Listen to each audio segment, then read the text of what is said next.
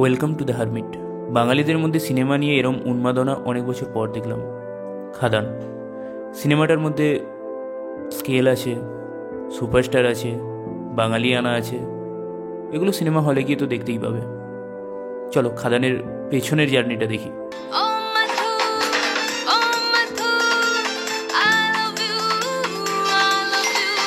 2017 সালের 23শে June release করলো champ.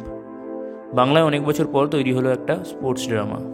দেবের প্রোডাকশন হাউসের প্রথম ছবি, স্টোরি আইডিয়া দেবের নিজের। বাংলায় তখন স্পোর্টস ড্রামা নিয়ে কেউ ভাবেনি। ট্র্যাকের বাইরে গিয়ে প্রথমবার সিনেমা তৈরির এক্সপিরিয়েন্স হলো দেবের, as a actor and a producer also.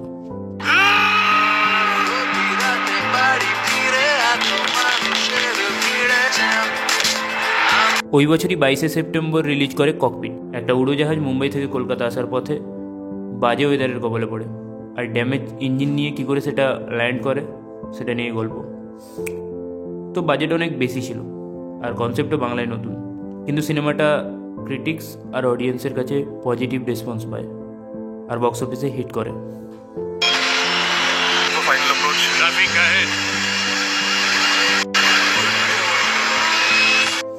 পরের বছর 2018-তে 13ই এপ্রিল রিলিজ করে কবির, একটা ক্রাইম থ্রিলার। আগের দুটোর থেকে একদম আলাদা। মুভিটা আন্ডাররেটেড, বক্স অফিসে ভালো রেসপন্স পায়নি, কিন্তু ক্রাইম থ্রিলার ঘরানায় নিঃসন্দেহে one of the best movie.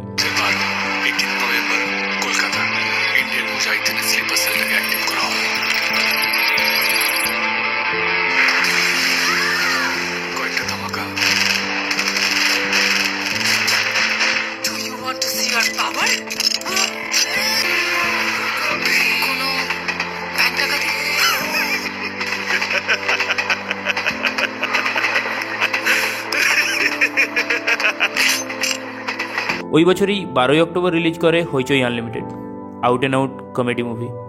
Dev নতুন রূপে সামনে আসে, কিন্তু বাংলা সিনেমা কমেডির যে বেঞ্চমার্ক তৈরি করেছে সেখানে জায়গা করে নিতে পারেনি।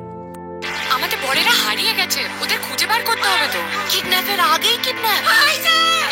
এরপরের বছর 2 অক্টোবর রিলিজ করে একটা action thriller film password. Cyber ক্রাইমের ওপর best modern dead crime drama বলা যেতে পারে। ফিল্মটা বক্স অফিসে ফ্লপ করে। সাইবার ফ্রডের সঙ্গে আমরা সবাই যুক্ত। In fact all internet user are exposed to hacking. Open your mask, open your mask. বাজারে, বাড়িতে, ফোনে, ব্যাংকে, অফিসে, স্কুলে মানুষ জানেই না কেউ তাদের সব সময় দেখছে। তারপর 2021-এ রিলিজ করে ওই বছরের সব থেকে বড় হিট সিনেমা টনিক। একটা বয়স্ক মানুষের অবসর জীবনে যখন অ্যাডভেঞ্চারের হাতছানি আসে কি হয় সেটা নিয়েই গল্প। শীত, গ্রীষ্ম, বর্ষা, টনিকই ভরসা। No panic, only tonic. খুব গরম, কি বলবে? মাছ ভাজা ভেরি হট। টনিক আমার প্রাণের টনিক। ওই বছরই আরেকটা সিনেমা রিলিজ করে গোলন্দাজ, একটা sports drama. Father of Indian football Nagendra Prasad Sarbadhikari লাইফের ওপর বেস্ট করে সিনেমাটা। দেবের screen presence, set designing, costume top notch ছিল সিনেমাটাতে। এই মুটে মজুরদের মতন মাটি মেকে কি হয় দেশোদ্ধার? খেলার মাঠ মানুষকে বাঁধে, ভাঙে না। ইতিহাস সাক্ষী নগেন্দা, রক্ত না ঝরলে স্বাধীনতা আসে না। সম্মুখ সমরে কোমর বাঁধার সময় এসে গেছে। তুমি বিদ্যা, তুমি ধর্ম, তুমি হৃদি, তুমি মর্ম। বহুবল ধারিণীম নমামি তারিণীম, ত্রিপুদল বারিণীম। তোমাদের যখন দেখি আমার স্বপ্নের দেশকে দেখতে পাই। 2022-এর 29 এপ্রিল কিসমিস রিলিজ করে। রোমান্টিক মুভি ছিল।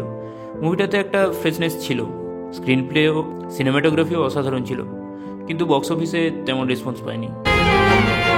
ভালোবাসি না বলেও ভালোবাসা যায়। এরপর রিলিজ করে গাছের মানুষ। মুভিটাতে দেব আর প্রসেনজিৎ একসাথে অভিনয় করেছিল প্রথমবার। আরে মা দুর্গা, মা কালী, এরা কেউ সাঁতার শিখলো না, তুমি হঠাৎ সাঁতার শিখতে গেলে কেন ভায়া? আবার কাকে ফাঁসাচ্ছ? ওই বছরই আরও একটা ছবি রিলিজ করে প্রজাপতি। টনিকের পর টনিকের সাকসেসটাকে রিপিট করে প্রজাপতি। দেব আর মিঠুন চক্রবর্তী এই মুভিটাতে একসাথে অভিনয় করেছিল। মিঠুন চক্রবর্তীর অভিনয় সবার মন ছুঁয়ে যায় আর এটাকে 13 কোটি টাকার ব্যবসা এনে দেয়। বউ আর মা কোনদিন একসাথে থাকতে পারে না। তোর তো মা নেই। তুমি তো আমার মা বাবা। পেশ শ্রীদেবী আর গুণের যোগিতা বালি। পরের বছর রিলিজ করে ব্যোমকেশ ও দুর্গ রহস্য। ফিল্মটার পোস্টার বেরোনোর সময় অনেক নেগেটিভিটি ছড়িয়ে গেছিল, কারণ কি ব্যোমকেশ বাঙালির আইকন, তাকে বাঙালিরা একটা ইমেজে ভেবে নিয়েছে। তো দেবের ওই সিনেমাটাতে কিছু রিলেটিভ ফ্যাক্টর মিসিং ছিল, তাই বক্স অফিসে ভালো ব্যবসা করতে পারেনি। দিদি দিদি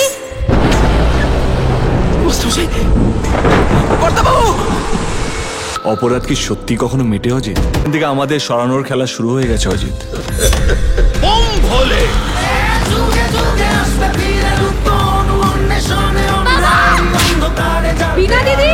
ব্যোমকেশ বক্সী তো ভদ্রলোক শুনেছিলাম। আমি ভদ্রলোক আপনাকে কে বলেছে? 2023-এ আরও একটা ফিল্ম রিলিজ করে Bagha Jatin, historical action drama film. 2023-এ এসে যখন বাংলা সিনেমা থেকে দর্শক মুখ ঘুরিয়ে নিচ্ছে, তখন এরকম একটা স্কেলের ফিল্ম তৈরি করা সত্যি সাহসের পরিচয় দিয়েছিল। যতীন্দ্রনাথ মুখোপাধ্যায়ের উপর বেস্ট করে এই ফিল্মটা তৈরি হয়েছিল। বিক্ষিপ্তভাবে আঘাত করে এই ব্রিটিশ রাজশক্তিকে টলানো যাবে না।